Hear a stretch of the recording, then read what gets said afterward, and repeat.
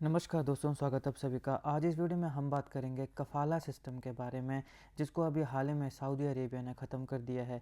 इस लेक्चर में हम देखेंगे कि इसका मतलब क्या है और किस प्रकार से ये 13 मिलियन से ज़्यादा जो माइग्रेंट वर्कर्स हैं जो वहाँ पे सऊदी अरेबिया में काम करते हैं, उन्हें ये इम्पैक्ट करने वाला है ये जो रिफ़ॉर्म है, और किस प्रकार से गल्फ़ रीजन में ये जो लेबर राइट्स हैं इनको रीशेप करेगा।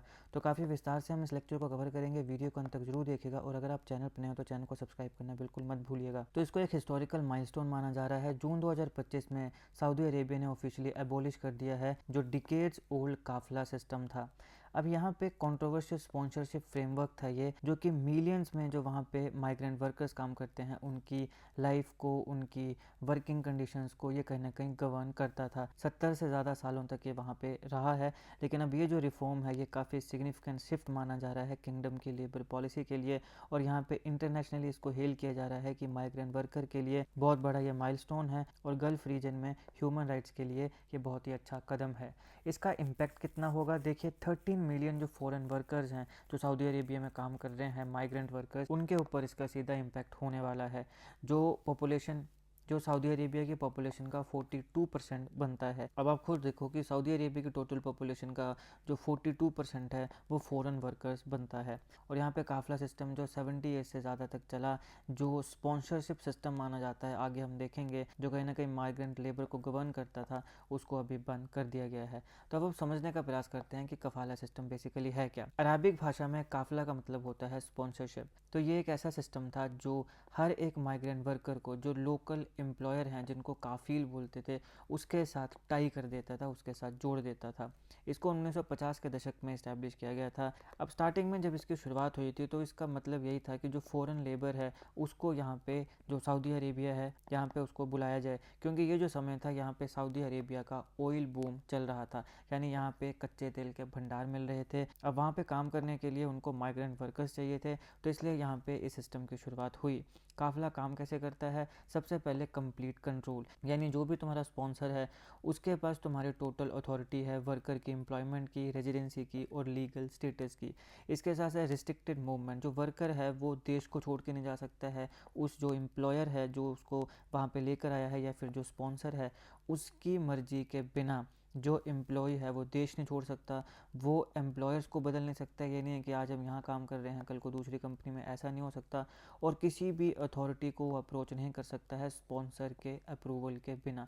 इस प्रकार से यहाँ पे माइग्रेंट वर्कर्स का शोषण होता था, क्योंकि अब वो कम्प्लीटली किसकी मर्जी के ऊपर हैं? स्पॉन्सर की मर्जी के ऊपर हैं। स्पॉन्सर चाहेगा तो उनको वापस घर में भेजेगा, नहीं चाहेगा तो नहीं भेजेगा। वो अपने एम्प्लॉयर को चेंज नहीं कर सकते हैं जब तक कि स्पॉन्सर खुद ना बोले, और इसके साथ साथ जो अथॉरिटीज़ हैं उन्हें भी वो अप्रोच नहीं कर सकते हैं। यानी कि अगर वहाँ पे कोई ह्यूमन राइट्स की वायलेशन हो रही है, किसी के साथ अन्याय हो रहा है, अत्याचार हो रहा है, तो भी वहाँ पे वो अथॉरिटीज़ के पास नहीं जा सकते हैं जब तक स्पॉन्सर अप्रूव नहीं करेगा। तो यहाँ पे स्पॉन्सर को पैसा खिला दिया जाएगा, वो चुप हो जाएगा, तो क्यों ही अप्रूव करेगा। और फिर आता है वनरेबल पोजीशन। अब इन सब चीज़ों की वजह से जो वर्कर्स थे उनको काफ़ी ज़्यादा एक्सप्लॉइट किया जाता था, और यहाँ पे डिपेंडेंसी उनकी होगी स्पॉन्सर्स के ऊपर कि भैया आप ही खुदा हो, आप ही सर्वोसरा हो। इसकी डार्क रियलिटी ये थी कि जो काफिला सिस्टम है, ये काफिला फ्रेमवर्क जो था, ये अनइक्वल और ऑफन एब्यूजिव पावर डायनामिक जो है वो देता था एम्प्लॉयर्स और एम्प्लॉयज़ के बीच में। जो एम्प्लॉयर है वो अपने एम्प्लॉय को अब्यूज़ कर रहा है, वो उसको कहीं ना कहीं एक्सप्लॉइट कर रहा है। कई ऐसे माइग्रेंट वर्कर्स थे जिनके पासपोर्ट से कन्फिस्केट कर दिए गए, यानी पासपोर्ट लेके वो उस देश में आए हैं, अब वहाँ पे उनका पासपोर्ट ही अपने पास रख लिया गया। अब जब तक उनको पासपोर्ट नहीं मिलेगा दोबारा, तब तक वो देश छोड़ के जा नहीं सकते। तो यहाँ पे पासपोर्ट्स की कन्फिकेशन हो जाती है। कन्फिस्केट करने का मतलब होता है कि जब्त कर लेना, तो पासपोर्ट से जब्त कर लिए जाते हैं। जो वेजेस हैं, जो वहाँ पे उनको काम करने का पैसा मिल रहा है, उसको या तो डिले किया जाता है या फिर विद हेल्ड कर लिया जाता है, मतलब रोक दिया जाता है। तो वहाँ पे काम कराया जा रहा है, पैसे नहीं दिए जा रहे हैं। फिर वहाँ पे जो वर्कर्स की एबिलिटी है ट्रैवल करने की या जॉब्स को चेंज करने की, उसे भी रिस्ट्रिक्ट कर दिया जा रहा है। तो ये अन्याय है बेसिकली, ये क्या ह्यूमन राइट्स की वायलेशन है। तो जो ह्यूमन राइट्स ग्रुप्स थे वो काफ़ी समय से काफिला सिस्टम को कंडेम कर रहे थे, और ये कह रहे थे कि भैया ये मॉडर्न डे स्लेवरी है, और यहाँ पे जो वर्कर्स हैं उनको डिप्राइव किया जा रहा है उनके बेसिक फ्रीडम से और प्रोटेक्शन से। प्रोटेक्शन से किस प्रकार से? जैसे मैंने आपको पहले भी कहा कि बिना स्पॉन्सर के अप्रूवल के वो किसी अथॉरिटी को भी अप्रोच नहीं कर सकते हैं अगर उनके साथ कुछ अन्याय हो रहा है, एक्सप्लॉइटेशन हो रही है तो यहाँ पे उनकी प्रोटेक्शन भी नहीं हो पा रही है। तो बेसिकली ये क्या है, मॉडर्न डे स्लेवरी है। तो इस हिसाब से ह्यूमन राइट ऑर्गेनाइजेशन ने काफिला सिस्टम को हमेशा डिस्क्राइब किया है। अब यहाँ पे जो सबसे ज़्यादा वनरेबल थे वो थे डोमेस्टिक वर्कर्स, पर्टिकुलरली जो महिलाएं हैं, ये सबसे ज़्यादा अफेक्टेड थी काफिला सिस्टम से। कैसे, उनको ओवरवर्क करना पड़ता था, आइसोलेट कर दिया जाता था, फिजिकल और इमोशनल अब्यूज़ हो जाता था, और उनके पास प्रोटेक्शन या जस्टिस के काफ़ी लिटिल रिकोर्स थे, काफ़ी ही कम साधन थे। तो अब यहाँ पे सऊदी अरेबिया के माइग्रेंट वर्कफोर्स की अगर हम बात करें तो वर्ल्ड की लार्जेस्ट माइग्रेंट वर्कफोर्स पॉपुलेशन है सऊदी अरेबिया के पास। ऑफिशियल डाटा के मुताबिक 13.4 मिलियन फॉरेन वर्कर्स यहाँ पे रफली काम करते हैं, जो कि सऊदी अरेबिया के किंगडम की टोटल पॉपुलेशन का 42% बनाता है। यहाँ पे कंस्ट्रक्शन में फॉरेन वर्कर्स काम करते हैं। जो मेजर सेक्टर है माइग्रेंट वर्कर्स के एम्प्लॉयमेंट का वो है कंस्ट्रक्शन। फिर आते हैं डोमेस्टिक वर्क, यहाँ पे सिग्निफिकेंट एम्प्लॉयमेंट कैटेगरीज हैं। और फिर आता है एग्रीकल्चर, यहाँ पे काफ़ी लोग काम करते हैं और माना जाता है कि ये काफ़ी लो वेज सेक्टर है, यानी यहाँ पे जो काम करते हैं उनको पैसा बड़ा कम मिलता है। अब यहाँ पे वर्कर जो हैं ये आते कहाँ कहाँ से हैं। सबसे पहले बांग्लादेश से। मेजर कंट्रीब्यूट है इस वर्क फोर्स का जो सऊदी किंगडम में काम करता है वो है बांग्लादेश। फिर आता है Nepal, significant labour force Nepal से आती है। फिर आता है फिलीपाइंस, ये की सेंडिंग नेशन है। और फिर आता है इंडिया, लार्जेस्ट सोर्स कंट्री है ये माइग्रेंट वर्कर्स की। अब आप यहाँ पे सोचोगे कि अच्छा बांग्लादेश, इंडिया, नेपाल तो ठीक है, फिलीपाइंस भी कुछ हद तक ठीक है, लेकिन पाकिस्तान यहाँ पे नहीं है। तो हालांकि पाकिस्तान के लोग भी सऊदी अरेबिया में काफ़ी ज़्यादा काम करते हैं, लेकिन पाकिस्तान के कई लोग वहाँ पे भीख भूख मांगने में लग पड़ते हैं। तो यहाँ पे सऊदी अरेबिया और बाकी जितने भी गल्फ़ कंट्रीज़ हैं, खासकर यूएई और सऊदी अरेबिया, इन्होंने काफ़ी समय से पाकिस्तानियों को लेना, मतलब मैं ये नहीं कहूँगा कि बंद ही कर दिया है, लेकिन काफ़ी कम लोग हैं जिनको यहाँ पे आने दिया जाता है, क्योंकि कहीं ना कहीं यहाँ पे भीख मांगने लगते हैं, इलीगल एक्टिविटीज़ में पार्ट लेते हैं, जिसकी वजह से कहीं ना कहीं यहाँ पे जो बाकी लोग हैं उनकी सेफ्टी के ऊपर भी क्वेश्चन मार्क खड़ा होता है। प्लस जब ये भीख मांगेंगे तो ऑब्वियसली यहाँ पे किंगडम का नाम भी ख़राब होता है। तो यहाँ पे ज़्यादातर जो माइग्रेंट वर्कर्स हैं वो साउथ और साउथ ईस्ट एशिया से आते हैं। काफ़ी सालों से इनकी जो अर्निंग है ये इनकी फैमिलीज़ को सस्टेन कर रही है और इकोनॉमीज़ को अपने घरों में सस्टेन कर रही है। यहाँ पे पैसा कमाते हैं, फिर ये घरों में पैसा भेजते हैं और वहाँ पे उनका परिवार चलता है। और यहाँ पे जो रेमिटेंस है इसके वजह से वो सिग्निफिकेंटली कंट्रीब्यूट करता है सऊदी अरेबिया की इकोनॉमिक स्टेबिलिटी के ऊपर भी। अब यहाँ पे काफ़ी ग्लोबल प्रेशर था सऊदी अरेबिया के ऊपर, जैसे मैंने पहले भी कहा कि इसके ऊपर ह्यूमन राइट ग्रुप्स काफ़ी ज़्यादा क्रिटिसिज्म करते थे, इंटरनेशनल क्रिटिसिज्म होता था। यहाँ पे आईएलओ और जो ग्लोबल एनजीओज़ हैं और जो बाकी गवर्नमेंट्स हैं उन्होंने सिस्टम को कंडेम किया।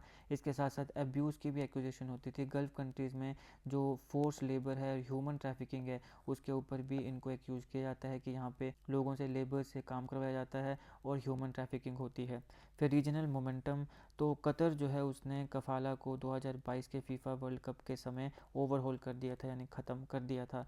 और फिर आता है सऊदी रिफॉर्म, तो किंगडम ने जून 2025 में इसकी एबोलिशन के लिए अनाउंस कर दिया था। अब यहाँ पे विज़न 2030 आता है।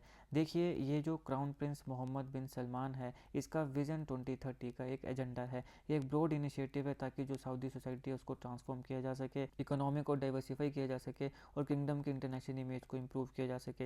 यही एक कारण है कि काफ़ी सालों तक जो यहाँ पे महिलाओं को दबा के रखते थे या अपने घर तक सीमित रखते थे, इन चीज़ों को भी अब समय के साथ बदला गया है। अब वहाँ पे लड़कियों को ड्राइव करने का अधिकार है, गाड़ी वो ड्राइव कर सकती हैं। इसके साथ साथ वहाँ पे फुटबॉल वगैरह खेलने का भी आज़ादी है और भी काफ़ी ज़्यादा महिलाओं को आज़ादी मिली है। तो ये कहीं ना कहीं यहाँ का जो क्राउन प्रिंस है इसका एक विज़न है, इसका एक एजेंडा है। और ये मुझे लगता है कि ऑब्वियसली काफ़ी अच्छा कदम भी है मॉडर्न वर्ल्ड, मॉडर्न सोसाइटी के साथ अपने लोगों को और अपने जो जनता है उसको जोड़ने का और अपनी जो इंटरनेशनल इमेज है इसको बेहतरीन बनाने का। अब न्यू कॉन्ट्रैक्ट बेस्ड फ्रेमवर्क यहाँ पे आया है। तो अब ये जो रिफॉर्म सिस्टम है यहाँ पे migrant workers sponsorship based employment इससे नहीं आएंगे, बल्कि मॉडर्न कॉन्ट्रैक्ट बेस्ड फ्रेमवर्क यहाँ पे लाया गया है जो कि इंटरनेशनल लेबर स्टैंडर्ड्स हैं उनके साथ अलाइन करते हुए। तो अब यहाँ पे कोई स्पॉन्सर नहीं करेगा, यहाँ पे कॉन्ट्रैक्ट साइन होंगे। तो ओल्ड सिस्टम जो था वहाँ पे स्पॉन्सर कंट्रोल एम्प्लॉयमेंट थी, जो ट्रांजिशन हुई है यहाँ पे पॉलिसी रिफॉर्म इम्प्लीमेंटेशन है। नए सिस्टम जो है यहाँ पे कॉन्ट्रैक्ट बेस्ड एम्प्लॉयमेंट होगी। फ्रीडम भी होगा यहाँ पे अपनी जॉब्स को चेंज करने का, फंडामेंटल राइट जो है उसको रिस्टोर किया गया है। जो माइग्रेंट वर्कर्स हैं उनके पास अधिकार है कि अपने वो जॉब्स को अगर चेंज करना चाहते हैं तो वो एम्प्लॉयर की परमिशन के बिना भी इसको चेंज कर सकते हैं।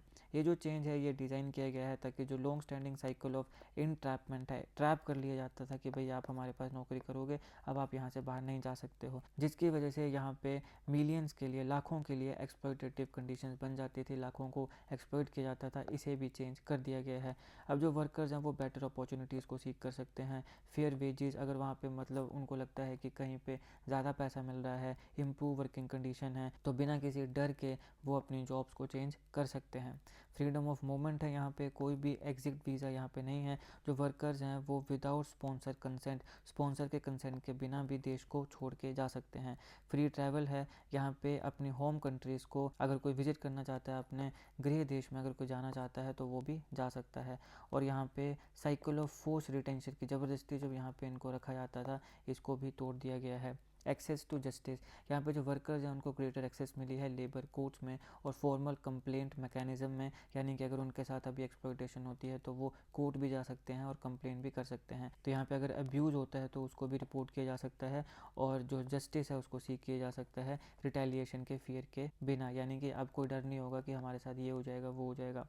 तो अब्यूज़ को रिपोर्ट कर सकते हैं, कंप्लेंट फाइल कर सकते हैं ऑफिशियल चैनल्स के माध्यम से। फिर यहाँ पे इनको लीगल प्रोटेक्शन मिलेगी, लेबर कोर्ट को एक्सेस कर सकते हैं स्पॉन्सर की इंटरफेरेंस के बिना और अपने लिए जो जस्टिस है उसको भी सीख कर सकते हैं। फॉर्मल मैकेनिज्म यहाँ पे बना दिया गया है फेयर रिजोल्यूशन को इंश्योर करने का। तो स्ट्रेटेजिक गोल्स क्या हैं इस रिफॉर्म के? इंटरनेशनल अलाइनमेंट, जो लेबर लॉज हैं इंटरनेशनल और बाकी जो इंटरनेशनल स्टैंडर्ड्स हैं, जो बेस्ट प्रैक्टिसेस हैं उनके साथ ये अलाइन कर रहा है।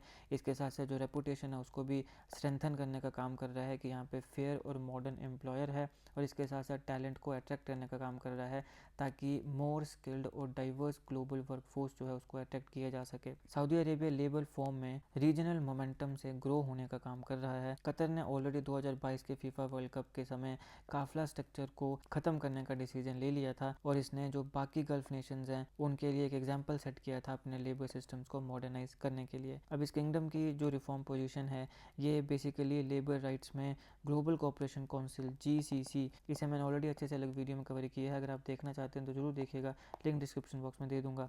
तो यहाँ पे लेबर राइट्स में लीडर की तरह ये उभर कर आया है और ये similar changes across the region भी पोटेंशियली आने वाले समय में आ सकते हैं। इकोनॉमिक इम्पैक्ट क्या होगा? रेमिटेंसेज एंड स्टेबिलिटी, काफ़ी सालों से माइग्रेंट वर्कर्स जो अर्न कर रहे हैं वो अपनी फैमिलीज़ को और जो इकोनॉमीज़ हैं उनको सस्टेन करने का काम कर रहे हैं अपने होम कंट्रीज़ में। तो इनकी जो रेमिटेंस होती है वो भी सिग्निफिकेंटली सऊदी अरेबिया की इकोनॉमिक स्टेबिलिटी में कंट्रीब्यूट करती है। ये जो नया सिस्टम है इसका एम है कि इकोनॉमिक रिलेशनशिप्स को मेंटेन किया जा सके, फेयर ट्रीटमेंट और जो वर्कर्स हैं उनके डिग्निटी को मद्देनजर रखते हुए। इंटरनेशनल रिस्पॉन्स कैसा है? ये जो रिफॉर्म है इनको इंटरनेशनली हेल किया गया है, बताया गया है कि भैया ये बहुत ही अच्छा रिफॉर्म है, देखो यहाँ पे सारे लोग तालियां बजा रहे हैं इस फोटो में जो मैंने यहाँ पे सिंबॉलिकली लगाया है, और ये बहुत ही बड़ा माइलस्टोन माना जा रहा है माइग्रेंट वेलफेयर के लिए और ह्यूमन राइट्स के लिए, खासकर गल्फ रीजन में। ह्यूमन राइट ऑर्गेनाइजेशन जो उन्होंने स्वागत किया है कि इस प्रकार की जो मॉडर्न डे स्लेवरी है इसका ख़त्म होना बहुत ही अच्छी चीज़ है। अभी एक नए चैप्टर की शुरुआत हुई है। एबोल्यूशन ऑफ कफाला सिस्टम जो है ये ट्रांसफॉर्मेटिव मूवमेंट है सऊदी अरेबिया के लिए और 13 मिलियन माइग्रेंट वर्कर्स के लिए, जो यहाँ पे फंडामेंटली चेंज उनके जीवन में लेकर आएगा। डिकेल्ड ओल्ड स्ट्रक्चर जो है इसको ख़त्म कर दिया गया है, जो बहुत अच्छी बात है। और जो हिस्टोरिक रिफॉर्म है ये सिर्फ पॉलिसी चेंज नहीं है बल्कि ये डिग्निटी, राइट्स और जो कंट्रीब्यूशन होता है मिलियंस ऑफ वर्कर्स का उसको रिकॉग्निशन की बात है। अब देखो ये सारी चीज़ें तो मैंने आपको पहले भी बताई, तो मैं बार बार क्यों बता रहा हूँ? क्योंकि ये जो मैंने यहाँ पे चीज़ें लिखी हुई हैं ना, ये चीज़ें आपके मेंस में काम आती हैं। एक तो होता है कि भैया ये एक टॉपिक है, इसकी समझ क्या है, तो समझ तो आपको आगे कि भैया काफिला क्या था और अब इसको ख़त्म कर दिया गया है। तो इसके बाद जो ये मैं आपको फ़िलॉसफी बता रहा हूँ ये प्री के लिए नहीं होती है कि ये बाकी छोटे मोटे एग्जाम्स के लिए नहीं होती है, ये मेंस के लिए होता है या फिर ये इंटरव्यूज़ के लिए होता है। जब आप इस प्रकार की चीज़ें जवाब दोगे कि भैया ये सिर्फ पॉलिसी चेंज नहीं है, ये रिकॉग्निशन है dignity, rights, contribution of millions of workers का, तो इस प्रकार की बातें जो है ये मेंस में लिखी जाती हैं या फिर ये इंटरव्यूज़ में बोली जाती हैं। तो इसलिए मैं आपको ये सब चीज़ें बता रहा हूँ। अगर मैं चाहूँ तो बाकियों की तरह 2-3 मिनट की वीडियो बना के सब चीज़ें ख़त्म कर सकता हूँ, लेकिन उसमें फिर अगर मान लो सवाल मेंस में आ गया या इंटरव्यू में आ गया तो आप लिखोगे क्या? आपके पास असला होना चाहिए लिखने के लिए, तो ये वो असला मसला है जो मैं आपको अलग अलग स्लाइड्स में दे रहा हूँ। अगर आप चाहें तो इनको स्क्रीनशॉट भी खींच सकते हो। तो ये दोस्तों इस लेक्चर का एनालिसिस। आई होप आपको वीडियो अच्छी लगी हो। अगर आपको अच्छी लगे तो लाइक करिएगा, शेयर करिएगा। Politics, economy, GK, geography, science, environment, technology के तमाम वीडियोस के लिए एक बार हमारी प्लेलिस्ट को जरूर चेक करिएगा। आप किसी भी एग्जाम की तैयारी कर रहे हो, हमारी प्लेलिस्ट और करंट अफेयर के बाकी वीडियोस को देख के आपको काफ़ी हेल्प मिलने वाली है। इसे समय निकाल के हमारे चैनल को जरूर चेक करिएगा। GK, current affair, GK tricks की ऐसी वीडियोस के लिए हमारे चैनल को सब्सक्राइब करिएगा, बेल आइकन को जरूर दबा दीजिएगा ताकि किसी वीडियो की नोटिफिकेशन आपसे मिस ना हो। आपका बहुत बहुत धन्यवाद।